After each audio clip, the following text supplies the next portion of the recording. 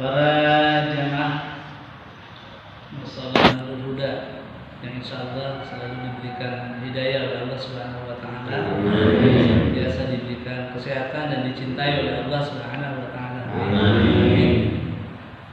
Alhamdulillah, pada kesempatan pagi Ahad ini kita kembali hadir melaksanakan panggilan Allah, yaitu untuk melaksanakan sholat subuh berjamaah.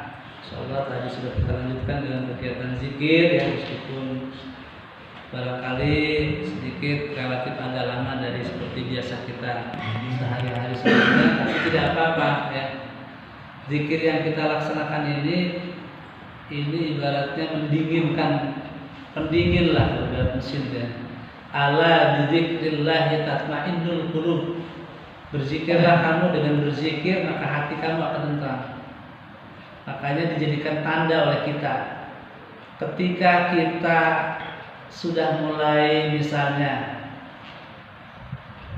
ada sedikit temperamental, marah, baik marah di rumah maupun marah dengan teman kerja maupun marah dengan di lingkungan kita, atau mungkin kita sudah merasa penat, lelah, bosan dan sebagainya. Itu artinya yang lelah adalah batin sebenarnya. Yang lelah adalah batin kita. Sebab apa? Fisik boleh capek, tapi kalau batin kita tentram, batin kita tenang, itu justru menjadi penguat, ya, menjadi penguat. Makanya yang paling diisi dahulu itu adalah batin, ya. Yang paling diisi dahulu adalah psikis, spiritual. Oleh karena itu salah satu untuk memanage, mengelola badan kita, ya, sehat kita adalah psikis ini. Di antaranya dengan banyaklah berzikir, ya. Berzikir itu artinya mengingat Allah dengan cara, ya, dengan beristighfar, dengan bersolawat, ya, lalu dengan mengucapkan kalimat-kalimat thayyibah itu banyak, termasuk subhanallah, alhamdulillah, Allahu akbar, sebagainya, ya. Mudah-mudahan makin berzikir, ya, ini amalan-amalan yang sepertinya tidak terasa. Kita berharap amalan-amalan yang besar tidak lakukan, ya, paling tidak berzikir, ya. Mudah-mudahan zikir dari mulai berangkat dari rumah kita tadi, dari bismillahirrahmanirrahim, itu memperoleh kebajikan, ya. Kalau kita memperoleh dunia, usia kita sudah di atas 50, mendekati 60, menjadi kekayaan. Kalaupun kita peroleh kekayaan, buat apa? Apa yang akan kita bawa? Apa akan kita bawa? Yang ada saja kita nikmati, yang ada kita syukuri, ya. Yang penting semuanya adalah berkah, ya. Berkah itu artinya biziyadatil khair, ya, bertambah kebaikan, umurnya berkah, rezekinya berkah, semuanya berkah, ya. Dan kita semuanya mudah-mudahan diwafatkan dalam keadaan husnul khotimah. Amin. Selanjutnya sholawat dan salam selalu, ya. Sholawat dan salam merupakan satu paket. Jadi kalau berdoa saja, kalau kita tidak bersolawat, ad-du'a mahjubun illa bis-sholawat. Doa itu terhijab, tertutup, terhalang kalau kita tidak awali dengan sholawat. Makanya kalau kita berdoa, apakah itu secara bersama-sama atau secara pribadi-pribadi, sekurang-kurangnya di rumah. Jangan, kalau kata orang Betawi, ujung-ujung minta. Kalau ujung-ujung minta, jangan lagi minta. Allah nggak minta, kita nggak minta juga Allah tahu sebenarnya. Tetapi maksudnya ada etika, tata krama, moralitas di situ, ya, prosedur. Pertama ucapkan hamdalah, yang kedua ucapkan syukur. Ulangi, ya, syukur itu hamdalah, ya. Bersyukur, ya, alhamdulillahirabbil alamin. Allahumma shalli ala sayyidina Muhammad wa ala ali sayyidina Muhammad. Sekurang-kurang itu barulah minta, ya Allah, ampunilah dosa-dosa saya. Ampunilah dosa kedua orang tua saya. Kasih saya inilah kedua orang tua saya, Allah, sebagaimana orang tua saya telah mengasihani saya ketika saya masih kecil. Ya Allah, ayahanda saya, orang tua saya, ibu saya saat itu telah tiada, telah berada di alam darjah, ya Allah, ampunilah. Kita saja mau saja bisa. Tapi sudah diawali dengan syukur dan sholawat. Ya, makanya sholawat ini selalu kita baca terus setiap sekurang-kurangnya lah. Jangan hanya dalam sholat saja. Sekurang-kurangnya pada saat mungkin nggak sempat ketika sholat mau buru-buru, sambil berjalan, sambil pulang dari sholat, berangkat ke sholat, atau mungkin saat kita berangkat bekerja, saat kita mau ke warung, satu saja lah. Ya, kita asal jangan ada di dalam kamar mandi. Baik, para jamaah sekalian, pada kesempatan hari ini kita akan lanjutkan pada hari ini kita akan ke surat Al-An'am. Ya, kita ambil yang, ya, katakanlah bagian-bagian terluarnya, kulit-kulitnya, kita bicara tentang sejarah, tentang asal usul nama surat, sejarah-sejarah atau kisah-kisah yang ada di dalam surat. Nah, para jamaah sekalian, Al-An'am itu adalah surat yang ke-6 dalam susunan Al-Quran. Al-Fatihah, Al-Baqarah, sama hafal ayat kita. Lalu yang ketiga surat Al-Imran, yang keempat surat An-Nisa, yang kelima surat Al-Maidah, dan hari ini kita membahas surat Al-An'am. Sekarang pertanyaan kita selanjutnya, apa itu artinya Al-An'am? Mengapa surat yang ke-6 dinamakan surat Al-An'am? Gitu ya. Para jamaah sekalian, untuk surat Al-An'am ini sebenarnya tidak ada kisah tentang surat Al-An'am sebenarnya ya. Maksud saya adalah berbeda dengan surat-surat yang sebelumnya, biasanya mengkisahkan tentang satu hal, historisnya, sejarahnya, tetapi pada surat Al-An'am tidak ada. Al-An'am itu artinya hewan ternak. Dan untuk jama ini Al-An'am itu hewan-hewan ternak. Apa saja hewan-hewan ternaknya? Nanti akan kita pelajari di sini ya.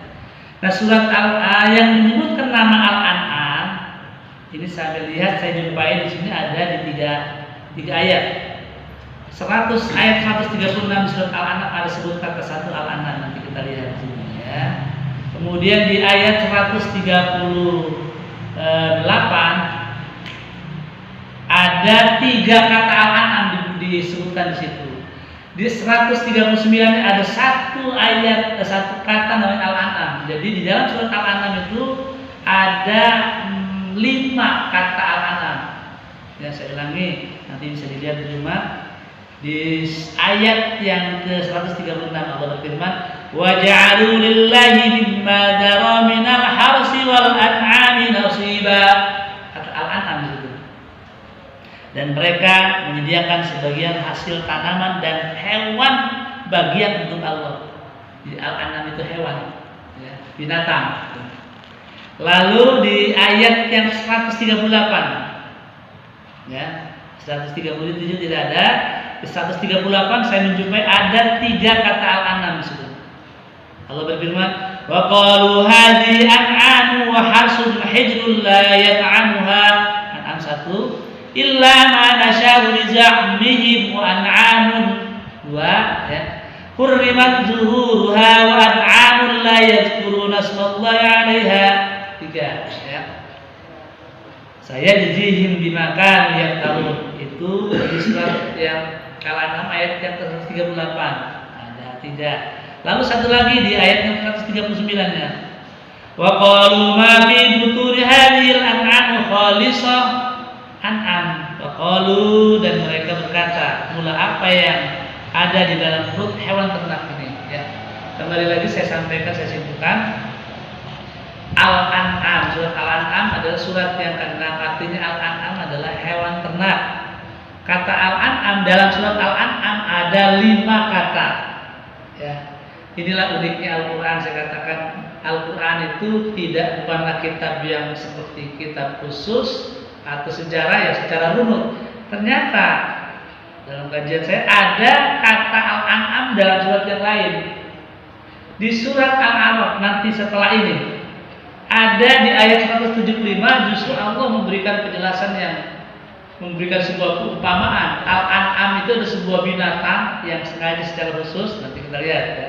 Di surat Al-An'am, surat Al-A'raf ya. Surat Al-A'raf, surat yang setelahnya, surat yang ke-7. Di ayat 175 Allah memberikan sebuah gambaran tentang Al-An'am itu penyifatan terhadap pimpinan seorang pemimpin yang memiliki sifat seperti binatang. Dia mendengar tapi tak bertelinga. Dia mendengar tak bertelinga, punya telinga tapi tidak dipakai untuk mendengar, kadang-kadang itu ya. Bermata tapi tidak melihat. Sebuah sahihnya Bimba begitu ya. Di ayat 175 kita lihat di sini. Allah berfirman, ya, di 175 di surat Al-A'raf,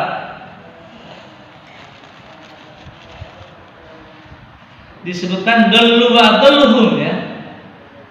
135.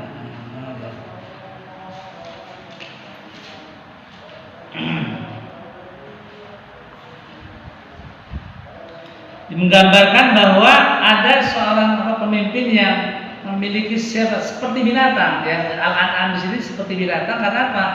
Ya tidak memiliki mata, tapi matanya tidak dipergunakan untuk melihat suatu kebenaran, telinganya tidak dipergunakan untuk mendengar suatu kebenaran, kemudian juga hati juga tidak dipergunakan untuk melihat sesuatu yang baik.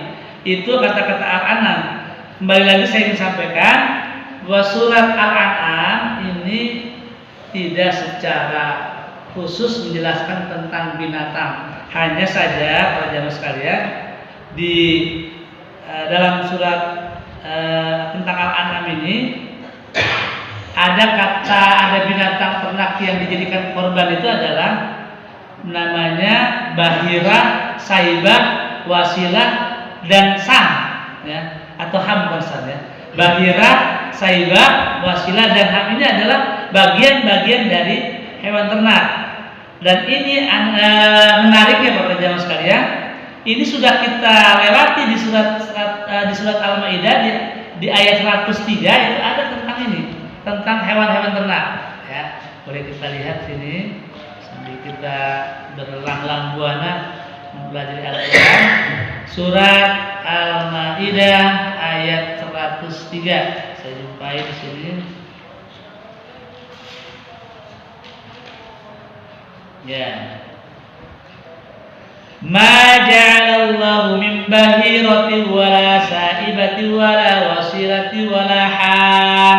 Allah tidak pernah mensyariatkan adanya bahirah, adanya sa'ibah, adanya wasilah dan ham. Bahirah, sa'ibah, wasilah, ham. Ham bukan hak asasi manusia ya, tetapi orang-orang kafir membuat kedustaan terhadap Allah dan kebanyakan mereka tidak mengerti. Artinya begini para jamaah sekalian, hewan-hewan ternak Al-An'am itu dibagi orang-orang masyarakat Bani Israil pada zaman-zaman jahiliyah dahulu ini dijadikan semacam mitos, semacam keyakinan, kepercayaan. Apa itu bahiro? Bahiro itu diartikan unta betina. Kalau Baqarah sapi ya, unta betina yang telah beranak 5 kali, bahiro ya. Unta betina yang telah beranak 5 kali dan yang kelima itu anak laki-laki jantan. Lalu bahiro itu si binatang ternak tadi dibelah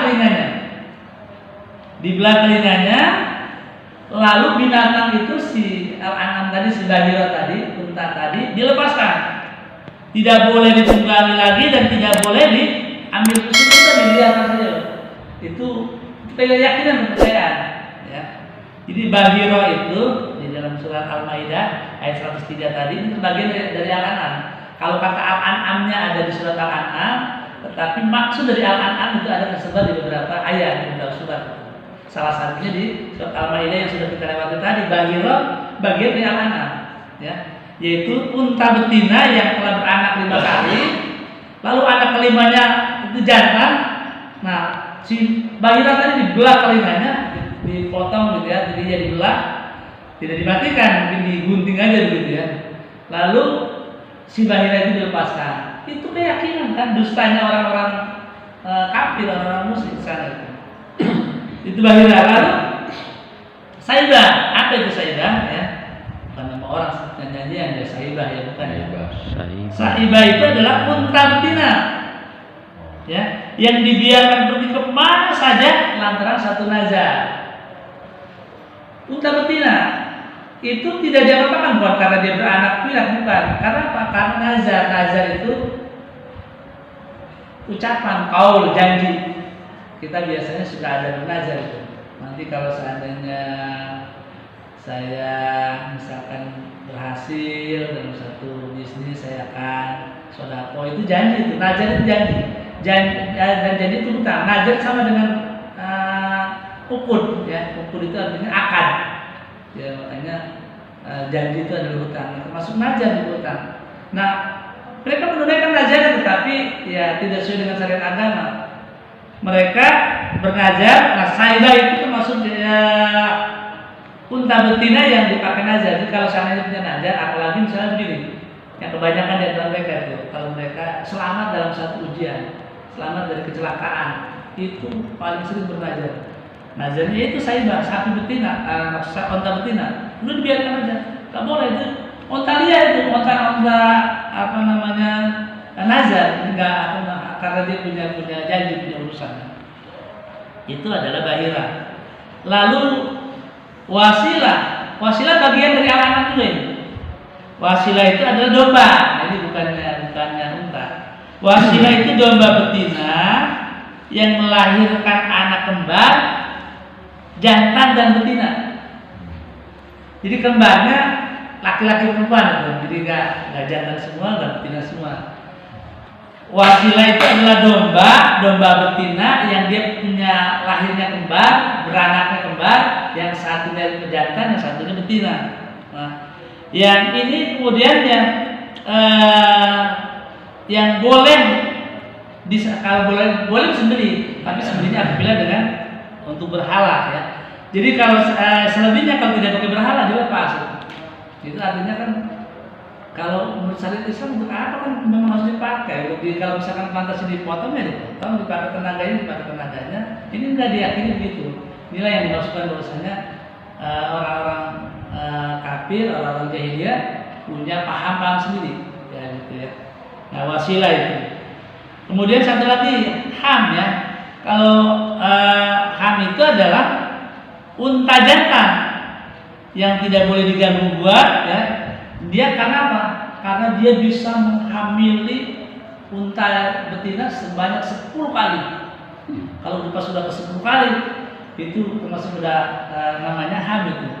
Ham itu dia nama hewan ternak yang karena si unta tadi sudah bisa memproduksi sampai sudah membuntingi, sudah menghamilkan.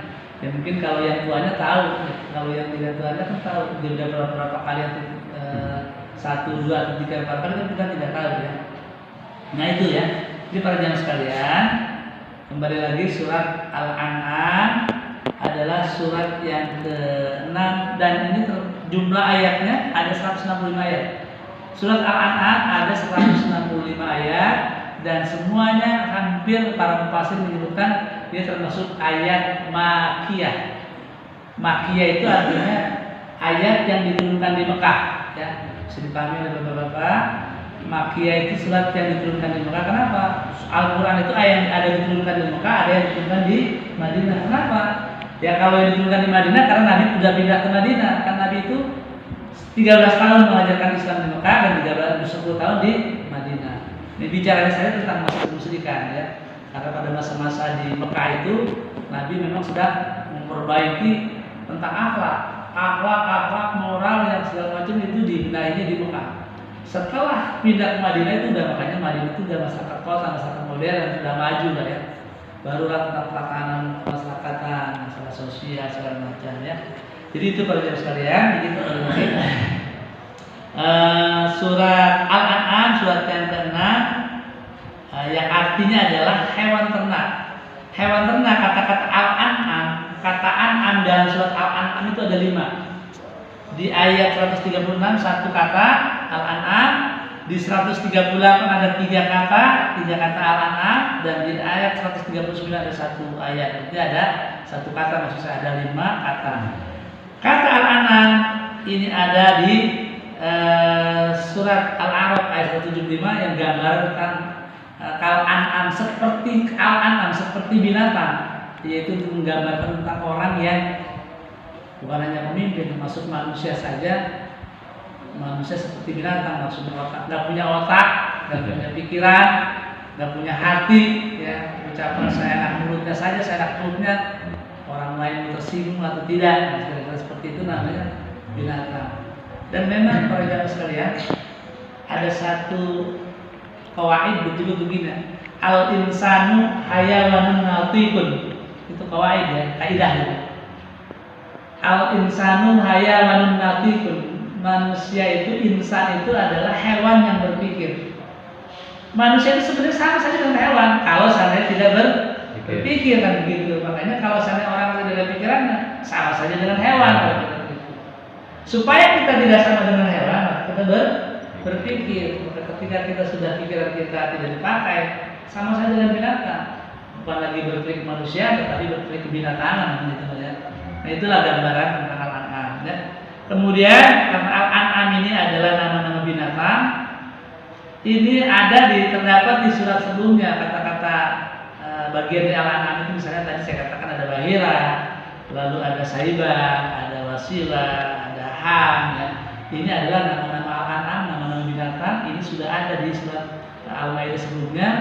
Yang ini oleh orang-orang musyrikin, orang-orang kafir di Mekah, masih di Mekah ini pada masa-masa jahilah, dipakai kepercayaan sendiri, ya, yang 5 kali beranak, telinganya dibelah, kepalanya dibelah, telinganya juga digunting, gitu ya.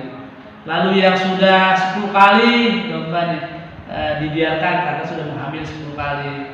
Ada yang jadi wasilah yang sebagai saibah itu adalah hewan nazar, ya. Padahal kan kalau nazar nggak mesti harus hewan apa saja lah. Bersyukurlah kepada Tuhan, ya. Dan ini sebagian binatang-binatang buat sesembahan, dan buat persembahan, maksudnya adalah buat korban lah. Gitu. Kalau sekarang ini masih ada juga, kalau misalnya ini antara mistik, antara kepercayaan, ya, tapi juga tradisi. Misalnya pada misalnya di Laut Selatan itu, di Sukabumi, pada waktu-waktu tertentu masih ada tradisi untuk memotong kerbau, beberapa ekor kerbau, kemudian kepalanya dimakan untuk dewa laut. Ini sebenarnya satu sisi seolah mau syukuran, tapi praktiknya masih tahayul, superstisi. Nah, kita juga mohon maaf, asal jangan salahin saja ya. Kita boleh saja seperti ada tradisi sedekah bumi misalkan, ya. Ya, kalau hakikatnya kita bersyukur kepada Allah, berterima kasih kepada Allah atas hasil panen kita, ladang kita, ya, dan itu tidak harus karena sedekah bumi, nggak apa-apa lah kita menggelar di bumi, namanya juga supaya berkenaan, namanya juga sedekah bumi. Tapi bukan berarti sedekah untuk bumi, Bu, ya. Ya Pak ya. Jadi sedekahnya tentunya untuk kita bersyukur kepada Allah, ya kita makan sendiri, jangan ngasih kemudian kita makan di sawah, ini ngasih kita turun di situ ini buat ini. Nah, ini yang membazir, yang tidak boleh, ya. Itu tentu bercampur dengan superstisi alias tahayul, animisme, kemudian juga sama dengan orang-orang kelakuannya orang jahiliyah Mekah, gitu ya. Kalau mereka kebanyakan pada saat itu memang adanya ontak, ya, binatangnya misalnya adalah bahira, himar, keledai. Kita kan tidak ada, keledai itu ada ya, tapi tidak ada ya.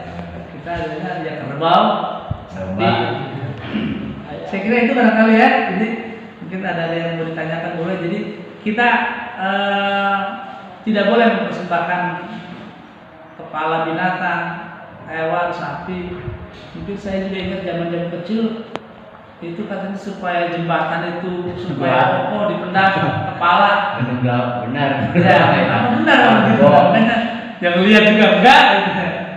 Kalau yang namanya ancak itu artinya model. Nah, sekarang juga masih ada lah mungkin, tetapi bapak-bapak kita ini kan udah mulai ngerti agama pelan-pelan, ya. Jadi kalau seandainya ada tradisi misalnya orang di tempat hajat, ya pelan-pelan lah. Ya saya juga dulu ngerti kita seperti supaya tidak hujan itu, kodok itu disimpan di depan rumah sampai kasihan. Ya. Kemudian ada lagi di belakang bikin ayunan gitu. Apa namanya buat, padahal kan hanya boneka itu kan lucu aja gitu ya. Tapi kan zaman itu kita berpikirnya nggak dianggap sesuatu kesalahan. Lalu di pangkeng itu di kamar itu ada ancak-ancak, katakan buat persembahan. Ya termasuk, mohon maaf ya sedikit. Kalau kita misalnya ada kegiatan tahlil, ya kalau misalnya menyediakan kopi, teh segala macam kalau misalkan untuk arwah, saya kira tidak perlu buat kita minum nggak apa-apa, buat Pak Tamri, buat saya yang kopi, yang hangat, yang dingin, yang manis, yang manis. Lain. Tapi kalau misalnya sengaja nih buat awal luhur, perlunya doa mereka itu, bukan perlu makanan lagi. Ya. Jadi sedikit-sedikit aja, jangan khawatir nanti begini. Sebab kemusyrikan itu berat. Innallaha la yaghfiru an yushraka bihi ma duna dzalika liman yasha. Jadi Allah tidak akan mengampuni dosa musyrik, berat dosanya, levelnya level berat, level. Jadi pasal berat lah, pasal berlapis itu ya. Dengan Allah itu berhubungan langsung dengan Allah. Allah sudah diduakan, dimusyrikkan, diserikatkan. Jadi nggak percaya sama kita, rasanya tapi nggak merasa kita musyrik, percaya sama Allah, tapi kita masih percaya juga dengan hal yang kayak gitu ya. Makanya sedikit lah, semuanya kita sandarkan kepada Allah ya. Kalau kita motong sapi ya kita buat bersyukur, kita makan. Kalau kita lempari ke kebun, kita lempari ke laut, kita buat ke sungai ya, gitu ya. Kita sudah sama juga peternakan, kita syukur mohon kepada Allah. Tentang harus dilakukan nggak apa-apa, namanya dia sesuai aja gitu lah. Kira-kira seperti itulah kira-kira ya. Sudah ya. Ya, mudah-mudahan kita udah mulai mempraktekkan ya hal yang tidak sesuai dengan yang Nabi dilakukan ya. Saya kira itu mungkin sudah cukup siang. Mari kita tutup dengan penutup majlis. Subhanaka Allahumma wa bihamdika asyhadu an la ilaha illa anta astaghfiruka wa atubu ilaik. Mohon maaf, akhirul kalam. Billahi taufiq wal hidayah. Wassalamualaikum warahmatullahi wabarakatuh. Waalaikumsalam.